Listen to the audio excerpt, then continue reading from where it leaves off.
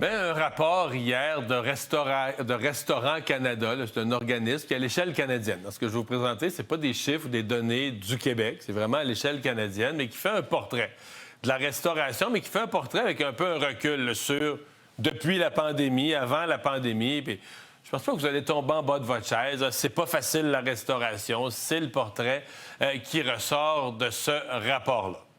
D'abord, rappel des faits. Là, depuis la pandémie, c'est quoi l'histoire un peu de la restauration, les grandes bases là, des problèmes qui ont été vécus? Il y en a plusieurs. D'abord, il y a le choc, là, ou le contre-coup des fermetures forcées pendant les confinements. Plus qu'un moment, on a fermé un peu partout au Canada. C'était pas les mêmes dates partout. On a fermé les restaurants. On leur a fait des prêts. Dans certains cas, le gouvernement leur a fait des prêts pour se sauver la vie. Mais tu sais, un prêt, là, tu restes pogné avec ça. Il faut que tu le rembourses après. Donc, il faut que tu fasses des profits suffisants sur tes repas après. Donc, ça, et ça a changé les habitudes des consommateurs. Donc, il y a l'aspect financier d'avoir fermé de façon forcée. Il y a l'impact sur les habitudes. Nos habitudes ont changé aussi durant la pandémie. S'ajoute à ça, évidemment, les problèmes de main-d'œuvre, parce que là, après la pandémie, on s'est retrouvés avec la difficulté de trouver du personnel. Les restaurants l'ont vécu.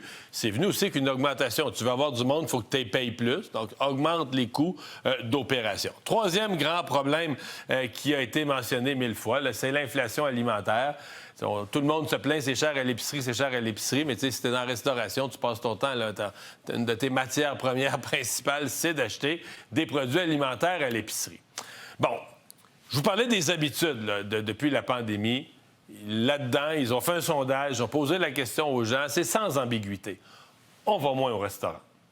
C'est clair. 75 des répondants disent on va moins au restaurant qu'avant la pandémie. Vous allez voir qu'il y a des données probantes qui confirment qu'on dépense moins au restaurant aussi.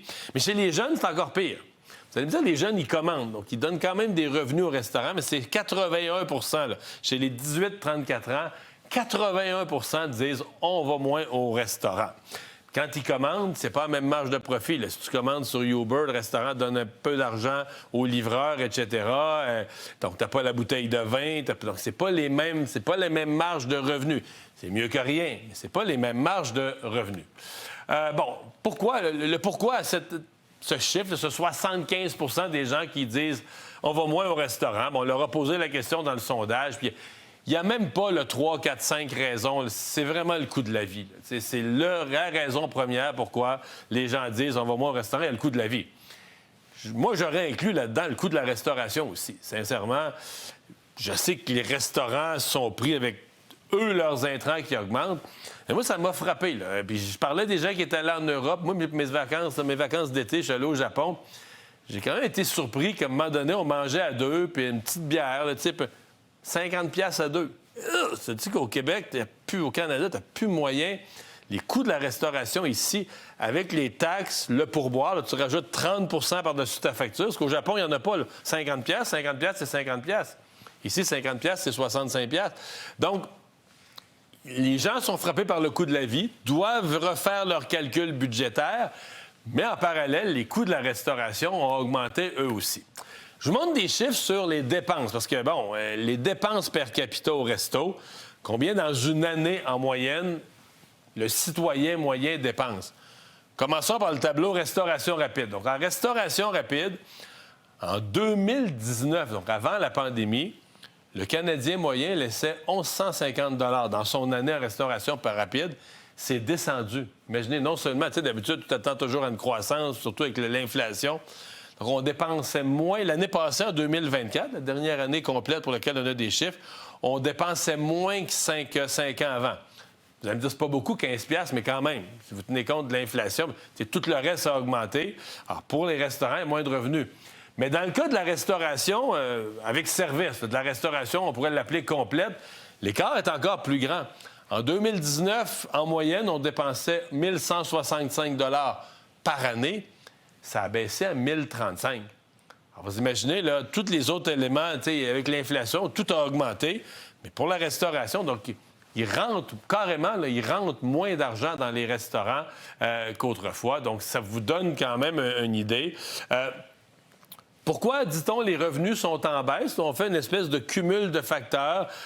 Pourquoi les revenus sont en baisse? Bien, il y a comme comme l'addition de 3 facteurs. D'abord, la fréquence, je viens de vous le dire, là, c'était le tableau avant, là, on va moins au restaurant. Donc, il y a moins de fréquence au restaurant.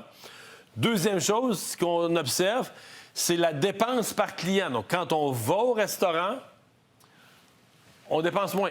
On dépense moins à chaque fois, on a une moins grosse facture, on fait plus attention, on partage, on regarde plus où va son dollar. Puis l'autre élément, parce que si vous connaissez des gens qui sont dans la restauration, si vous avez des amis de la famille, là, souvent ils vont vous le dire. Moi, j'ai déjà entendu un propriétaire de restaurant disant, regarde, sur les repas, là, j'essaye de ne pas perdre d'argent. T'sais, il opérait un bistrot, j'essaie d'arriver juste. Je fais uniquement mon argent avec le vin. Le vin, la bière ou les apéros, c'est là que je fais mon profit. Je fais mon profit, c'est la vente du vin. Alors, les gens consomment moins. Les jeunes, les gens consomment moins d'alcool aussi. Donc, c'est un cumul de facteurs. Là. Dans les factures, les gens dépensent moins, peut-être entre autres parce qu'ils dépensent moins d'alcool. Alors, c'est tous des éléments qui font que les marges, les profits en restauration sont restreints. Ça, c'était pour le Canada. J'ai quand même fait un portrait au Québec. C'est quoi la restauration? Là? Puis là, je reviens au Québec. En termes économiques, c'est 253 000 emplois. Donc, c'est 250 000 de personnes là, qui travaillent dans l'industrie de la restauration. C'est pas peut-être les plus gros salaires de l'ensemble du marché de l'emploi, mais c'est quand même des gens qui gagnent leur vie, puis dans certains cas, qui gagnent très correctement leur vie. 18 520 établissements. Les chiffres, évidemment, de 2024, dernière année complète. Et sur les 18 000 établissements, là, 423 faillites. Donc, 423 faillites durant l'année, des restaurants qui ont été forcés de fermer leurs portes. Donc, ça vous donne une idée un peu de l'impact économique. Finalement, un dernier chiffre. C'est-à-dire qu'un restaurant, on le dit, ouais, c'est dur la restauration. Je dois avouer que j'ai fait le saut quand j'ai vu ce chiffre-là hier, qui est dans le rapport.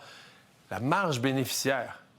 La marge bénéficiaire, ça, c'est ton profit. En fait, c'est la raison pour laquelle tu travailles. Je veux dire, si tu opères un commerce, ta marge bénéficiaire est zéro, non, ferme. Là. Dire, tu travailles pour rien. Là. Tu perds ton temps, tu travailles, puis à la fin de l'année, tu as travaillé toute l'année, il te reste zéro, oublie ça.